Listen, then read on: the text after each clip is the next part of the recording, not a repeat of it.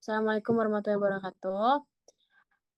Kami dari kelompok 11 malam ini akan mempresentasikan hasil dari analisis pengembangan Human Capital Management pada PT Telekomunikasi Indonesia Persero. Sebelumnya, izin memperkenalkan diri, nama saya Sandrina Kaisa Brenda. Nama saya Intan Kurnia. Nama saya Destriana Larti. Nama saya Alicia Putri Hendarini. Nama saya Selvi. Nama saya Vicky Subagio.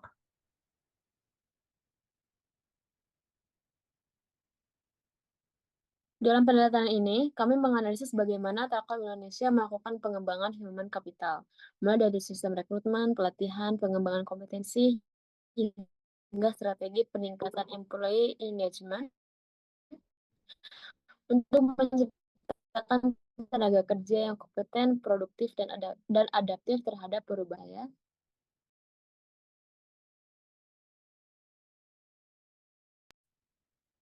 Baik, di sini saya akan menjelaskan tentang profil PT Telekomunikasi Indonesia Persero Tbk. PT Telkom Indonesia atau Telkom adalah badan usaha milik negara yang bergerak di bidang jasa layanan teknologi informasi dan komunikasi dan jaringan telekomunikasi di Indonesia. Pemegang saham mayoritas Telkom adalah pemerintah Republik Indonesia sebesar 52,9%, sedangkan 47,91% sisanya dikuasai oleh pabrik. Hingga akhir tahun 2024, PT Telkom Indonesia memiliki 1.387 gerai pasar Telkom yang tersebar di seluruh Indonesia untuk mendukung kegiatan bisnisnya. Jumlah karyawan PT Telekomunikasi Indonesia pada tahun 2024 tercatat sekitar 21.673 orang, menurun 6,3% dari 2023. Karyawan terbagi antara induk perusahaan sebanyak 4.930 orang dan anak perusahaan sebanyak 16.743 orang. Next.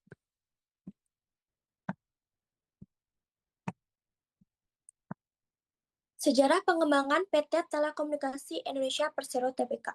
Berawal pada tahun 1882, didirikan Badan Usaha Swasta Penyedia Layanan Pos dan Telegraf, lalu kemudian statusnya diubah menjadi Perusahaan Negara Pos dan Telekomunikasi atau PN Postel pada tahun 1961. Pada tahun 1965, kemudian PN Postel dipecah menjadi Perusahaan Negara Pos dan Giro atau PN Pos dan Giro, dan Perusahaan Negara Telekomunikasi atau PN Telekomunikasi. Pada tahun 1974, sebagian aset perusahaan ini dijadikan modal oleh pemerintah untuk mendirikan PT Industri Telekomunikasi Indonesia yang bergerak di bidang produksi peralatan telekomunikasi. Status perusahaan ini kemudian diubah menjadi perusahaan umum atau Perum. Pada tahun 1991, status perusahaan ini kembali diubah menjadi Persero dan mulai berbisnis dengan merek Telkom. Pada tahun 1999, perusahaan ini meluncurkan satelit Telkom 1. Pada tahun 2005, perusahaan ini meluncurkan satelit Telkom 2. 2010, perusahaan ini berhasil menyelesaikan pembangunan kabel serat optik bawah laut Jakarta, Kalimantan, Sulawesi, dan Pasar, Makassar. Pada tahun 2014, perusahaan ini menjadi yang pertama di Indonesia untuk menyediakan layanan 4G. Pada tahun 2014, perusahaan ini menarik diri dari LSE dan Bursa Efek Tokyo. Pada tahun 2016, perusahaan ini berhasil menyelesaikan pembangunan kabel bawah laut Asia Tenggara, Timur Tengah, Eropa Barat. Pada tahun 2018, perusahaan ini meluncurkan satelit Telkom 4 dan meresmikan The Telkom Hub di Indonesia. Pada bulan Mei 2021, melalui Telkomsel, perusahaan ini menjadi yang pertama di Indonesia untuk menyediakan layanan 5G. Pada bulan Mei 2025, pemerintah menyerahkan mayoritas saham perusahaan ini ke Biro Klasifikasi Indonesia sebagai bagian dari upaya untuk membentuk holding operasional di internet Danantara. Next. Selanjutnya ada visi, misi, dan tujuan. Misi dari PT Telkom adalah menjadi digital telco pilihan utama untuk memajukan masyarakat. Sedangkan misi PT Telkom yang pertama adalah mempercepat pembangunan infrastruktur dan platform digital cerdas yang berkelanjutan, ekonomis, dan dapat diakses oleh seluruh masyarakat. Yang kedua, mengembangkan talenta digital unggulan yang membantu mendorong kemampuan digital dan tingkat adopsi digital bangsa. Yang ketiga, mengorekstrasi ekosistem digital untuk memberikan pengalaman digital pelanggan terbaik. Sedangkan tujuan dari PT Telkom adalah mewujudkan bangsa yang lebih sejahtera dan berdaya saing serta memberikan nilai tambah yang terbaik bagi para pemangku kepentingan. Selanjutnya akan dijelaskan oleh teman saya. Di sini saya akan menjelaskan kondisi human capital manajemen PT Telekomunikasi Indonesia Persero Tbk. Melalui tabel ini dapat dilihat human capital-nya sangat kuat secara menyeluruh. Karyawannya memiliki kompetensi yang unggul atau kuat di bidang teknologi digital dan kecerdasan buatan atau AI. Melalui platform digital serta manajemen risiko yang ketat dengan sertifikasi yang memperkuat pengelolaan risiko secara sistematis. Selain itu, kemampuan leadership dan manajemennya juga kuat, dengan proporsi yang signifikan dan di posisi supervisi dan manajemen menengah, ditambah adaptasi digital yang baik tercermin dari budaya digital yang aktif dan merespon positif karyawan. Motivasi karyawannya tinggi, didukung budaya perusahaan yang kuat dan nilai inti akhlak yang diinternalisasi dengan baik, sementara komitmen atau loyalitasnya terjaga baik, tercermin dari stabilitas tenaga kerja yang tinggi dengan mayoritas karyawan permanen tanpa PHK yang signifikan. Lalu, kreativitas karyawannya menonjol dengan banyak ide yang inovatif, didorong budaya digital dan platform pembelajaran untuk pengembangan kinerja yang menjadikan human capital sebagai pilar utama transformasi digital perusahaan. Next.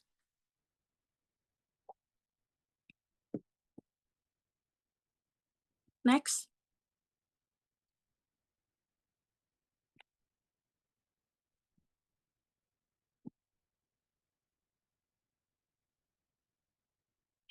Berdasarkan hasil analisis gap, terlihat bahwa seluruh aspek kompetensi digital masih ada selisih yang cukup besar dan antara kondisi ini membutuhkan perbaikan. Pada dimensi pemahaman digital, kompetensi karyawan harus baru berada di 30%, sementara target yang diinginkan itu 70%, sehingga muncul gap 40% yang menunjukkan perlunya peningkatan literasi digital secara masif. Untuk kesiapan hard skill digitalnya saat ini baru sekitar 20% dibandingkan targetnya yang 80%, sehingga terdapat gap sebesar 60%. Yang menunjukkan perlunya penguatan kemampuan teknis melalui pelatihan bersertifikat dan praktik langsung terkait teknologi digital yang digunakan oleh organisasi.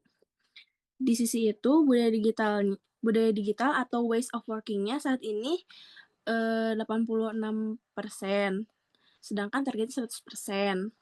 Sehingga masih ada gap 14% yang perlu ditutup dengan penguatan pola kerja yang kolaboratif untuk aktivitas sehari-hari. Pada kompetensi kepemimpinan digitalnya, saat ini 60% dan targetnya 85%, sehingga ada gap 25%. Menandakan pentingnya program pengembangan atau leader yang mampu mengarahkan tim dalam konteks transformasi digital. Yang terakhir ada pada aspek manajemen talenta digital. Ada di 50%, dan targetnya di 85%. Gap yang menimbulkan gap 35%. Manajemen dan kompetensi digital Telkom sudah berkembang dan berada pada level yang baik, tetapi organisasi perlu memperbaiki sistem identifikasi, pengembangan, dan retensi talenta digital secara lebih terstruktur.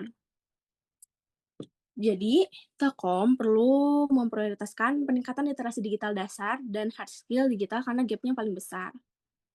Lewat pelatihan wajib, sertifikasi, dan praktik langsung sesuai kebutuhan pekerjaan. Di sisi lain, gap pada budaya digital, kepemimpinan digital, dan manajemen talenta digital perlu diatasi dengan pembiasaan kerja kolaboratif berbasis tools digital. Program pengembangan leader yang fokus pada transformasi digital, serta sistem pemetaan dan pengembangan digital yang lebih terstruktur. Selanjutnya akan dijelaskan oleh teman saya. Baik, di sini saya akan menjelaskan tentang strategi pengembangan Human Capital Management di PT Telekomunikasi Indonesia. Ada 5 poin utama yang akan dijelaskan pada hari ini. Yang pertama adalah memperkuat session dan career management. Untuk memastikan ketersediaan pemimpin di masa depan, di Telkom masih terdapat kesenjangan antara kebutuhan posisi strategis dan kesempatan talenta internal, sehingga perusahaan membangun jalur karir yang lebih terstruktur melalui talenta yang akan kembangkan. Poin yang kedua adalah talent and leadership development menjadi fokus utama. Transformasi digital di Telkom membutuhkan pemimpin yang adaptif, mampu mengambil keputusan yang cepat, dan menguasai teknologi. Karena itu, program pengembangan seperti Digital Leadership Academy dan Telkom Corporate University dirancang agar peningkatan kompetensi tidak menjadi sekadar formalitas, tetapi benar-benar meningkatkan kualitas pemimpin di seluruh unit. Yang ketiga adalah Telkom memperkuat budaya kerja berbasis nilai akhlak. Tantangan besar Telkom sebagai BUMN adalah menjadi konsistensi perilaku kerja seluruh anak perusahaan dan regulasi offline.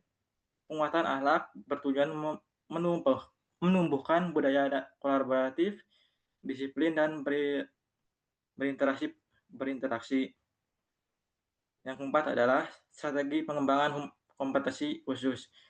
Di lingkungan untuk menjawab kebutuhan industri digital yang bergerak cepat, Telkom berfokus pada peningkatan kompetensi digital seperti data analis, cloud, dan AI. Pemetaan kompetensi dilakukan secara berkala untuk memastikan SDM memiliki keterampilan yang sesuai dengan roadmap digital di perusahaan. Yang terakhir adalah Telkom memperkuat employee experience dan kesejahteraan. Dengan organisasi yang besar dan beban kerja yang berat, Telkom menyadari bahwa motivasi engagement karyawan dapat menurun jika ditopang oleh sistem dukung yang baik. Karena itu, berbagai inisiatif seperti digital workbench, fleksibilitas kerja, program kesehatan, dan serta reward lebih transparan diterapkan untuk meningkatkan kenyamanan dan keterikatan pegawai. Oke, next.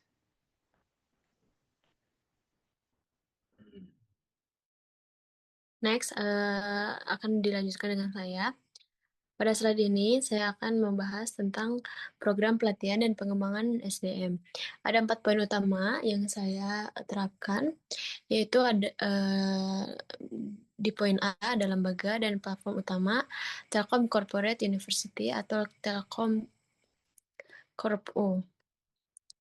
Poin ini menjelaskan bahwa Telkom memiliki lembaga khusus yang fokus untuk mengembangkan kemampuan karyawan melalui pelatihan, kurikulum digital, dan sertifikasi. Telkom Corporate University ini ibaratkan kampus internal perusahaan, tempat semua karyawan bisa belajar dan meningkatkan skill agar siap menghadapi perubahan industri. Yang kedua, ada di program pengembangan talenta utama. Untuk bagian ini menunjukkan bahwa perusahaan punya program khusus yang mengembangkan karyawan yang berpotensi besar agar menjadi pemimpin masa depan. Jadi, pada intinya, karyawan yang berprestasi akan mendapat kesempatan pelatihan, mentoring, rotasi pekerjaan, hingga program beasiswa untuk mempercepat perkembangan karirnya. Untuk poin yang ketiga, ada di strategi peningkatan kompetensi dan pendidikan. Poin ini fokus pada bagaimana Telkom membantu karyawan meningkatkan kemampuan melalui pelatihan online, workshop, sertifikasi, maupun pendidikan lanjutan seperti S2 atau pelatihan digital skill. Tujuannya adalah agar skill karyawan selalu relevan dengan kebutuhan industri, terutama di era digital. Untuk poin terakhir, ada pada pendekatan budaya dan digital ways of working. Pada bagian ini menekankan bahwa selain skill teknis, Telkom juga membangun budaya kerja modern dan digital, seperti kerja kolaboratif, agile mindset, orientasi pada data, dan penggunaan teknologi digital dalam pekerjaan sehari-hari. Jadi, bukan hanya pintar secara teknis, tetapi juga berbudaya kerja inovatif. Next.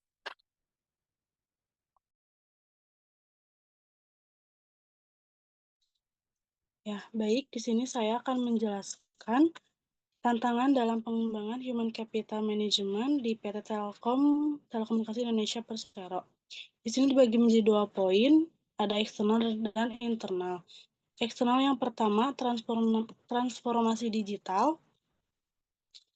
Kebutuhan beradaptasi dengan perubahan teknologi yang cepat, termasuk model kerja non-standar, kesenjangan keterampilan, dan keamanan data. Yang kedua, persaingan pasar. Tekanan akibat persaingan ketat di pasar telekomunikasi yang menuntut strategi dan penanganan khusus terkait harga, kualitas, dan jangkauan jaringan. Yang ketiga, perubahan sosial dan demografi. Perubahan gaya hidup masyarakat yang beralih ke teknologi seluler memengaruhi bisnis inti, serta perbedaan akses terhadap pendidikan dan kesempatan di berbagai wilayah. Yang keempat, keberagaman budaya, menavigasi kerumitan perbedaan budaya di lingkungan kerja global. Yang terakhir kelima, regulasi dan kondisi ekonomi. Tantangan dari peraturan pemerintah dan kondisi ekonomi yang bisa memengaruhi perencanaan SDM. Yang internalnya, pertama, keterampilan yang tidak memadai. Karyawan memiliki keterampilan yang belum sesuai dengan kebutuhan bisnis yang terus berkembang, khususnya di era digital. Yang kedua, kualitas data. Kualitas data karyawan yang kurang memadai dapat menghambat perencanaan SDM yang efektif. Yang ketiga, manajemen kinerja. Sistem manajemen kinerja yang kurang efektif dan komunikasi yang kurang baik dapat mempengaruhi produktivitas. Yang keempat, budaya organisasi. Tantangan dalam membentuk budaya kerja yang positif, adaptif, dan inovatif secara menyeluruh. Yang kelima, lingkungan kerja perlu peningkatan pada lingkungan kerja, terutama faktor keselamatan kerja untuk karyawan di lapangan maupun di kantor. Selanjutnya akan dijelaskan oleh teman saya. Oke, pada saat ini ada studi kasus dan solusi. Pada studi kasus, saya mengambil dari salah satu kasus Telkom yang sedang gencar melakukan transformasi digital untuk menjadi digital telco terdepan. Inisiatif ini menuntut karyawan untuk menguasai kompetensi digital yang sangat spesifik. Hasil analisis kompetensi atau SKP dan Assessment Center menunjukkan bahwa 50% dari karyawan legasi atau karyawan yang telah bekerja lebih dari 15 tahun yang menduduki posisi kunci di divisi operasional dan TI memiliki kesenjangan kompetensi digital atau disebut juga dengan digital skill gap yang signifikan. Meskipun mereka memiliki pengetahuan dan pengalaman telekomunikasi yang mendalam, mereka kesulitan beradaptasi dengan tools dan kerangka kerja digital baru. Untuk kasus pada slide ini, saya memberikan 3 poin solusi, yaitu di solusi pertama ada personalisasi program learning dan development melalui Telkom Corporate University, seperti menerapkan pendekatan pembelajaran adaptif atau adaptive learning. Untuk solusi yang kedua, ada diintegrasi kompetensi digital dalam performance management, seperti mengembangkan indikator kinerja utama atau KPI, transformasi yang wajib bagi posisi kunci. Untuk yang terakhir, bisa menerapkan seperti jalur karir yang inklusif atau talent and career management. Menciptakan jalur karir transformasional untuk mengapresiasi pengalaman legasi. Next.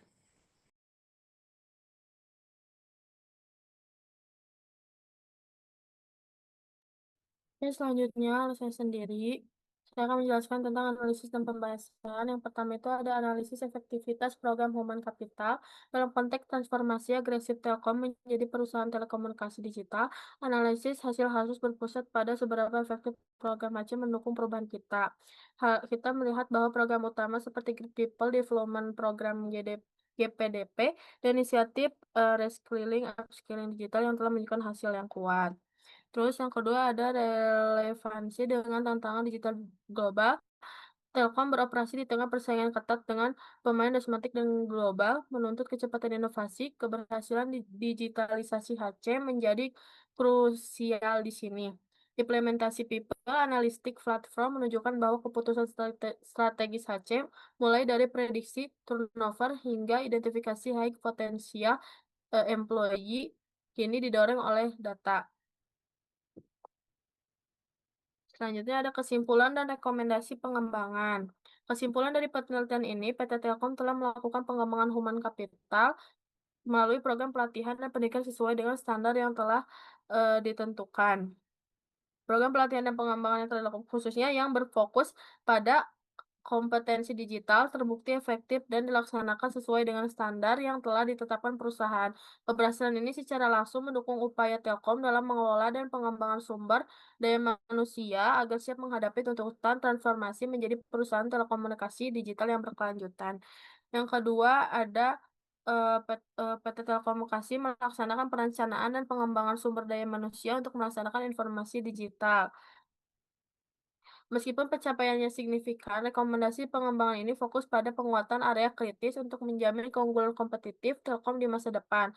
Yang pertama itu ada diperlukannya akselerasi dalam perencanaan suksesi dan kepemimpinan digital. Yang kedua, ada penguatan budaya agili dan berbasis outcome harus menjadi prioritas. Interaksi pada sistem penghargaan dan pengakuan untuk mendorong kolaborasi dan inovasi yang lebih kuat. Yang ketiga ada Telkom perlu mengoptimalkan mobilitas talenta internal melalui peningkatan rotasi dan penugasan lintas fungsi, terutama antar subholding. Kita dapat menciptakan SDM yang memiliki pemahaman bisnis yang holistik. Langkah ini sangat krusial untuk mengisi celah skill dan menyiapkan kadar pemimpin yang matang di seluruh ekosistem bisnis Telkom Group.